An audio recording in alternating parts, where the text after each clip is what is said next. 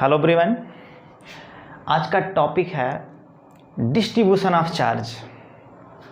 Dear student, आज मैं आपको ये बताने वाला हूँ कि अगर किसी बॉडी पे चार्ज का डिस्ट्रीब्यूशन है तब उस केस में वहाँ पे चार्ज डेंसिटी की वैल्यू क्या होगी, या फिर उस बॉडी की वजह से इलेक्ट्रिक फील्ड हम कैसे फाइंड आउट करेंगे। आज का टॉपिक ये है। तो मैं ऐसा मान के चल रहा हूँ कि आपको किसी पॉइंट चार्ज की वजह से इलेक्ट्रिक फील्ड फाइंड आउट करना आता है। जैसे अगर मैं आपसे पूछूं कि कोई एक पॉइंट चार्ज है, this is a point charge Q, और इस पॉइंट चार्ज से R सेपरेशन पे एक पॉइंट P है, यहाँ पे एक पॉइंट P है। अगर आपसे पूछें कि आप बताओ इस पॉइंट P पे इलेक्ट्रिक फील्ड की वैल्यू क्या होगी, तो बहुत सिंपल है। आप कहोगे यहाँ जो इलेक्ट्रिक फील्ड होगा E की value 1/4 pi epsilon not Q/r²। अगर डिस्टेंस मैंने R सपोज किया हुआ है तो ये इलेक्ट्रिक फील्ड की वैल्यू हो जाएगी। You have to idea. ऐसा मैं मान के चल रहा हूँ कि आपको ये आता है। लेकिन अगर ये चार्ज किसी बॉडी पे डिस्ट्रीब्यूट हो जाए तब उस केस में आप इलेक्ट्रिक फील्ड कैसे फाइंड आउट करोगे। अब ये क्वेश्चन है। कहने का मतलब, अगर मैंने मान लिया कि ये कोई एक बॉडी है, अगर इस बॉडी पे ये एक वायर है, अगर इस वायर पे अगर चार्ज का डिस्ट्रीब्यूशन है, तब अगर पूछें कि यहाँ पे आप बताओ इलेक्ट्रिक फील्ड की वैल्यू क्या होगी, तो डियर स्टूडेंट ध्यान रहे, यहाँ पे आपको गॉस लॉ अप्लाई नहीं करना है, यहाँ पे आपको कूलम्ब्स लॉ अप्लाई करके बताना है कि इलेक्ट्रिक फील्ड की वैल्यू क्या होगी।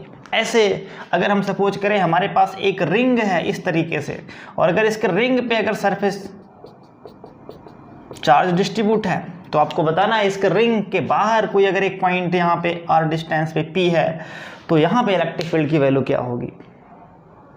ऐसे अगर कोई प्लेन सीट है, अगर इस प्लेन सीट के सरफेस पे चार्ज का डिस्ट्रीब्यूशन है और आपसे पूछें इसके बाहर इलेक्ट्रिक फील्ड की वैल्यू क्या होगी, तो डियर स्टूडेंट यहाँ पे आपको गॉस लॉ अप्लाई नहीं करना है, यहाँ पे आपको कूलम्ब्स लॉ अप्लाई करना है। तो ये सारे प्रॉब्लम को आज मैं करने वाला हूँ। आज के बाद कभी भी आपको डिस्ट्रीब्यूशन ऑफ चार्ज में प्रॉब्लम नहीं होगा। तो डियर स्टूडेंट, जो डिस्ट्रीब्यूशन ऑफ चार्ज है ये थ्री टाइप्स का होता है। सबसे पहला जिसको हम बोलते हैं लीनियर चार्ज डेंसिटी, या हम इसको बोलते हैं लाइन चार्ज डिस्ट्रीब्यूशन। अगर किसी बॉडी के लेंथ पे अगर चार्ज का डिस्ट्रीब्यूशन है तो उसको हम कहते हैं लाइन चार्ज डिस्ट्रीब्यूशन। कहने का मतलब जो पहला है फर्स्ट को हम बोलेंगे लाइन चार्ज डिस्ट्रीब्यूशन।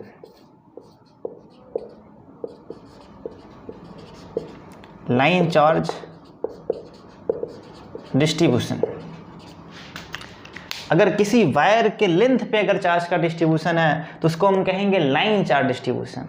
ऐसे अगर किसी बॉडी के सरफेस पे अगर चार्ज का डिस्ट्रीब्यूशन है तो उसको हम कहेंगे सरफेस चार्ज डिस्ट्रीब्यूशन। सेकंड हो गया सरफेस चार्ज डिस्ट्रीब्यूशन।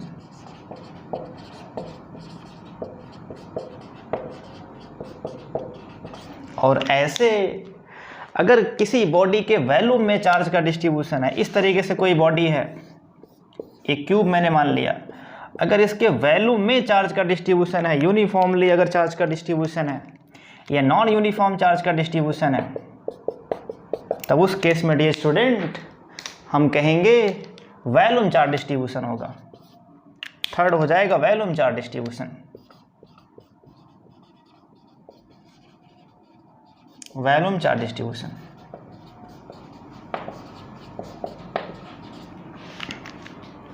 मैं ऐसा मान के चल रहा हूं कि डिस्ट्रीब्यूशन ऑफ चार्ज क्या होता है, कितने प्रकार का होता है, ये आप जान चुके हैं। 3 टाइप के होते हैं। सबसे पहला लाइन चार्ज डिस्ट्रीब्यूशन, दूसरा सरफेस चार्ज डिस्ट्रीब्यूशन, तीसरा वॉल्यूम चार्ज डिस्ट्रीब्यूशन। अगर किसी वायर के लेंथ पे अगर चार्ज का डिस्ट्रीब्यूशन है तब उसको हम कहेंगे लाइन चार्ज डिस्ट्रीब्यूशन है। लेकिन अगर किसी बॉडी के फेस पे चार्ज का डिस्ट्रीब्यूशन है। जैसे आप सपोज कर लो कि वॉल है, अगर उस वॉल पे अगर सर्फ चार्ज का डिस्ट्रीब्यूशन है तब उसको हम कहेंगे सरफेस चार्ज डिस्ट्रीब्यूशन। लेकिन अगर किसी बॉडी के वॉल्यूम में चार्ज का जैसे आप जिस रूम में बैठे हो, अगर इस रूम में मैंने चार्ज को फुलफिल कर दिया है उस रूम के अंदर, तब उसको हम कहेंगे कि वॉल्यूम चार्ज डिस्ट्रीब्यूशन है। अब डियर स्टूडेंट, मुझे बात करनी है कि डेंसिटी की वैल्यू क्या होगी। तो सबसे पहला मैं आपको ये बताना चाहता हूँ कि जो लीनियर चार्ज डिस्ट्रीब्यूशन है, जिसको हम कहते हैं लाइन चार्ज डिस्ट्रीब्यूशन, इसकी डेंसिटी क्या होती है। तो सबसे पहला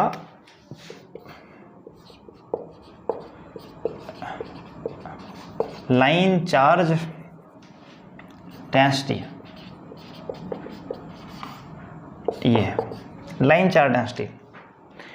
अब आप समझने का प्रयास करो, आई होप आपके अंदर फीलिंग क्रिएट हो जाएगा। जैसे मैंने सपोज किया हमारे पास एक वायर है, ये एक वायर है, समझने का प्रयास करो। अब मैं सपोज कर रहा हूं कि इस वायर के सरफेस पे चार्ज का डिस्ट्रीब्यूशन इस तरीके से है, ऐसे है, यूं इसके सरफेस पे चार्ज ऐसे डिस्ट्रीब्यूट है। अब डियर स्टूडेंट, मैंने मान लिया कि इसके सरफेस पे क्यू चार्ज डिस्ट्रीब्यूट है, क्यू चार्ज डिस्ट्रीब्यूट है, और इसका लेंथ मैंने मान लिया इसका लेंथ है एल। कहने का मतलब क्यू चार्ज इस एल लेंथ के वायर पे डिस्ट्रीब्यूट है। समझने का प्रयास करो। आपको क्या डिफाइन करना है, लीनियर चार्ज डेंसिटी क्या होती है। तो सबसे पहले मैं ये सपोज करूंगा छोटा सा लेंथ, यूनिट लेंथ मैंने मान लिया, this is the unit length, ये मैंने मान लिया कि यूनिट लेंथ है, इस तरीके से ये इस वायर का यूनिट लेंथ है।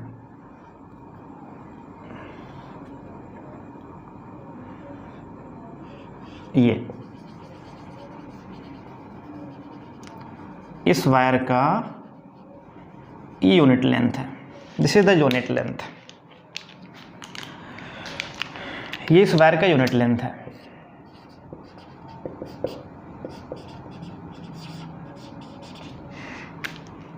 डियर स्टूडेंट, अगर पूछें कि इस यूनिट लेंथ में चार्ज की वैल्यू क्या होगी तो आप कैसे निकालेंगे। तो अभी आपने देखा कि जो एल लेंथ में चार्ज है, एल लेंथ में है क्यू चार्ज, क्यू चार्ज है, इस पूरे एल लेंथ पे क्यू चार्ज डिस्ट्रीब्यूट है। और अगर पूछें कि बताओ यूनिट लेंथ में कितना होगा,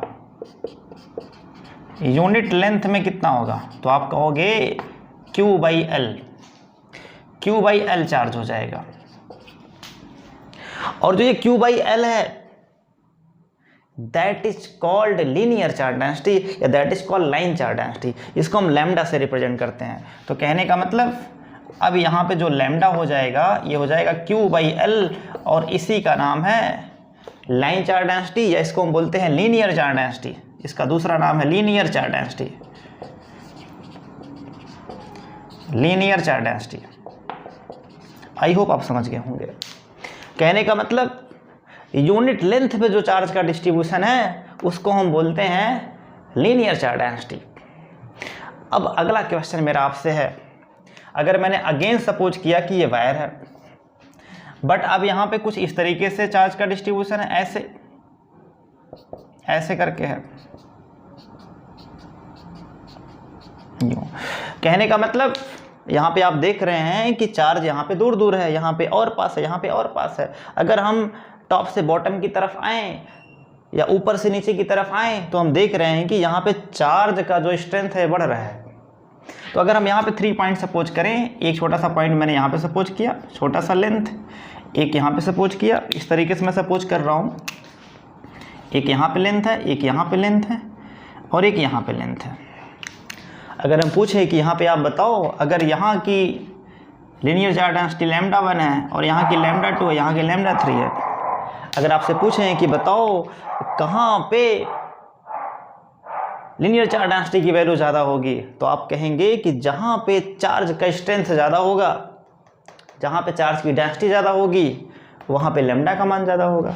इसका मतलब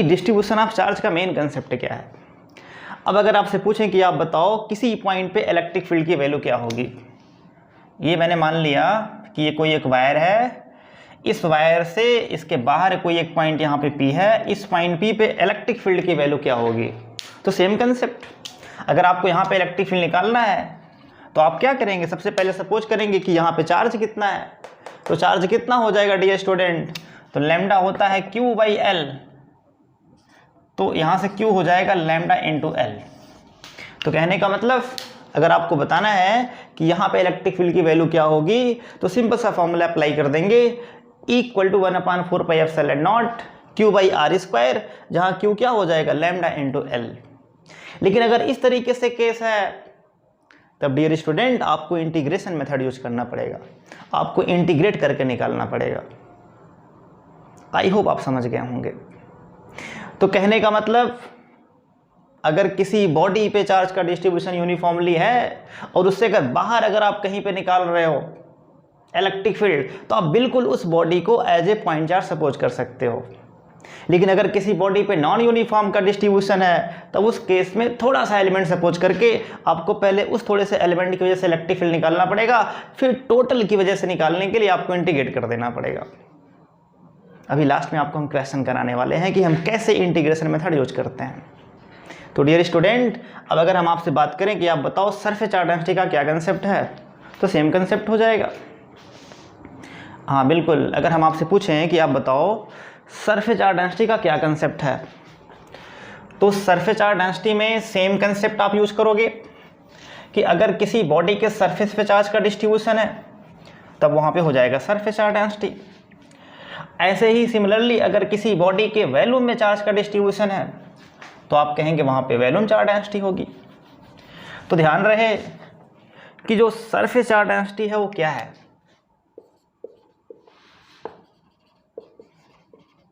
surface charge density,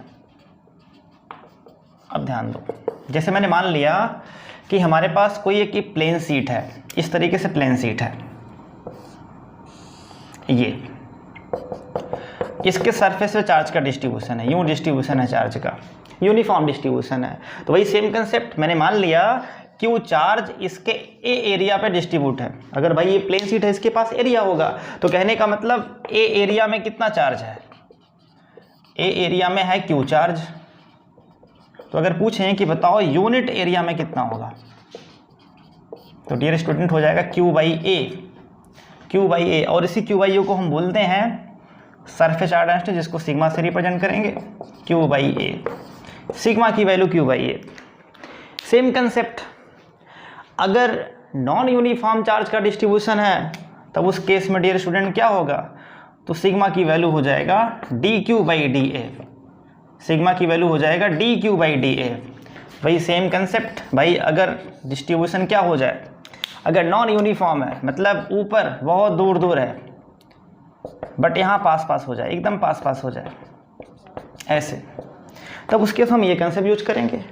same concept electric field इसकी वजह से, और इसकी वजह से कैसे हम निकालेंगे, यहाँ इंटीग्रेशन मेथड्स, और यहाँ इसको हम सपोज कर लेंगे एज ए पॉइंट चार्ज, आराम से इलेक्ट्रिक फील्ड हम फाइंड कर लेंगे। अगर हम तीसरे की बात करें जिसको हम कहते हैं volume charge density, dear student यहाँ पे यूनिट डायमेंशन आप निकाल लोगे, ऐसा मैं मान के चल रहा हूँ। हाँ, तीसरा वैल्यूम चार्ज डिस्ट्रीब्यूशन का कंसेप्ट क्या है, तो उसका भी बहुत सिंपल है। तीसरा है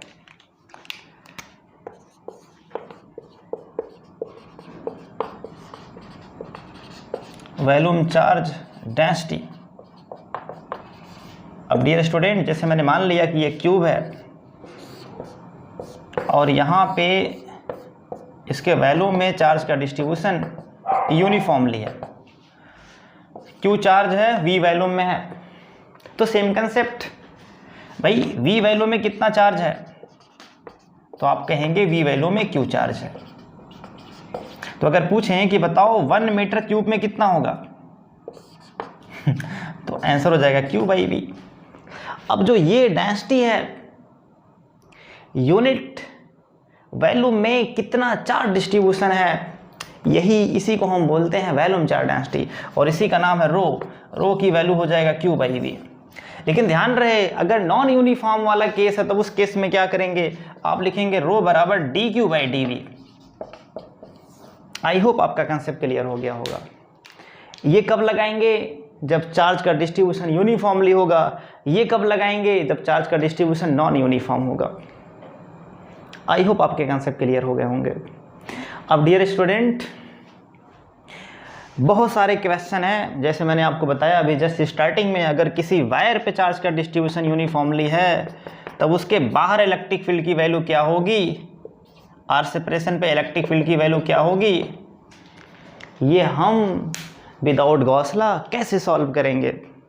तो डियर स्टूडेंट मैंने इस टॉपिक का वीडियो बना रखा है, आपको डिस्क्रिप्शन में इसका लिंक मिल जाएगा, वहाँ पे जाकर के अपने कंसेप्ट आप परफेक्ट कर सकते हैं।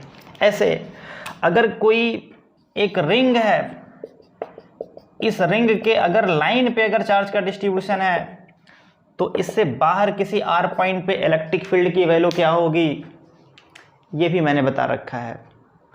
तो ये भी आप इस वीडियो को वॉच करके अपना कंसेप्ट परफेक्ट कर सकते हैं। ऐसे अगर कोई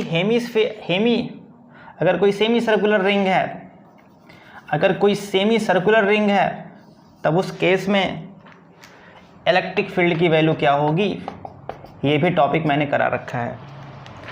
कहने का मतलब ये 3 टॉपिक्स के वीडियो ऑलरेडी बन रखे हैं, आप इसको देखिए, अपने कंसेप्ट को परफेक्ट बनाइए। यहाँ पे कूलम्स लॉ यूज करके इलेक्ट्रिक फील्ड निकाला गया है, जबकि हम गॉस लॉ भी अप्लाई कर सकते हैं। गॉस लॉ इसके जस्ट बाद आपका टॉपिक है, लेकिन अभी हमको समझना है कि कैसे हम कूलम्स लॉ अप्लाई करते हैं। तो dear student Coulomb's law apply हम कैसे करते हैं किसी यूनिफॉर्म डिस्ट्रीब्यूशन ऑफ चार्ज की वजह से या किसी non uniform distribution of charge की वजह से, ये मैंने आज आपको सिखा दिया। आई होप आपके कंसेप्ट परफेक्ट हो गए होंगे। बाकी आप क्वेश्चन लगाइए और जो भी नया मुझे आप कमेंट करके बताइए। आज के लिए बस इतना ही, गुड बाय।